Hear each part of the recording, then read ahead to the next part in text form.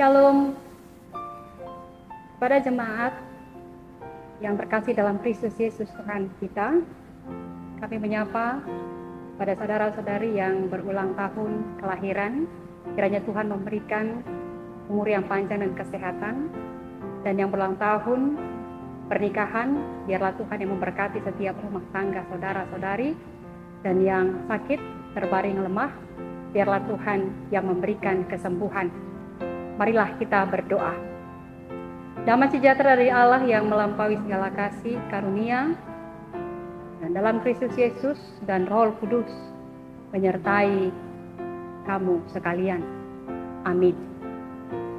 Pada hari ini Senin 2 Juni 2025, firman Tuhan diambil dari kitab Roma 11 ayat 33. Beginilah firman Tuhan.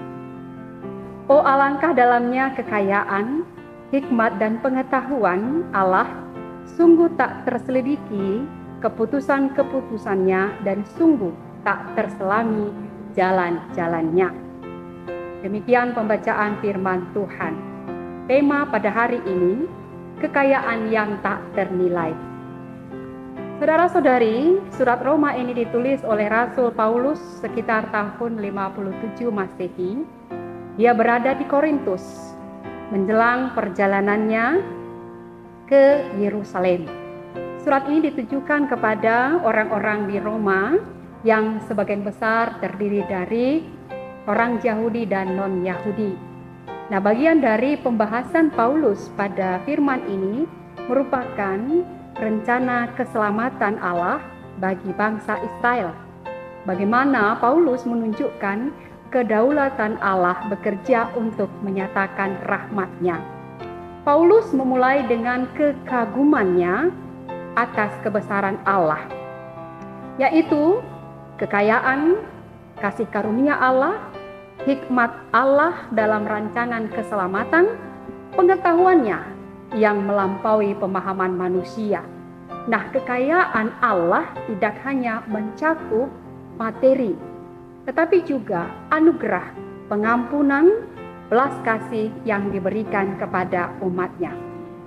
Nah, dalam kehidupan kita sehari-hari, firman ini mengingatkan yang pertama, bahwa kita tidak sering mampu untuk memahami rencana Allah dalam kehidupan kita. Namun kita terpanggil sebagai umat untuk percaya bahwa Allah yang mengendalikan hidup kita, bahwa Allah memiliki rancangan yang indah bagi kita, yaitu sesuatu kekayaan. Namun, bagaimana kekayaan, belas kasihan, pengampunan, anugerah yang kita terima dari Tuhan dapat kita raih? Nah, disinilah cara dan jalan kita hanya bagaimana kita dapat menjalin relasi kita dengan Tuhan. Itulah cara dan jalan kita menyelami maksud-maksud Tuhan yang tersembunyi dalam kehidupan kita. Ketika kita mampu mengetahui rancangan-rancangan Tuhan, kita harus menjalin hubungan relasi yang baik dengan Tuhan. Yang kedua, bagaimana kita mengerti kehendak Tuhan? Kehendak Tuhan bagi kita adalah sebagai umat percaya untuk taat dan patuh terhadap firman Tuhan, terhadap perintah Tuhan.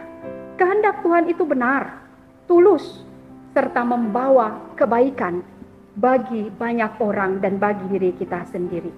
Jika rencanamu hari ini gagal, maka berdoalah kepada Allah. Apakah rencana yang kamu susun itu sesuai dengan kehendak Allah? Coba renungkan kembali.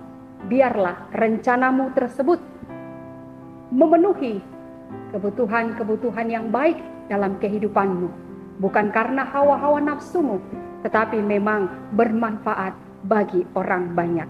Oleh karena itu, saudara-saudari, mari libatkan Allah dalam segala rancangan hidup kita. Ketahuilah bahwa ketika kita patuh dan taat akan kehendak Tuhan, maka rancangan-rancangan yang kita susun, Tuhan akan memberikan segala hikmat dan kekayaannya bagi kita secara berlimpah. Selamat menikmati kekayaan dari Tuhan yang tak ternilai dengan mengandalkannya dalam hidupmu.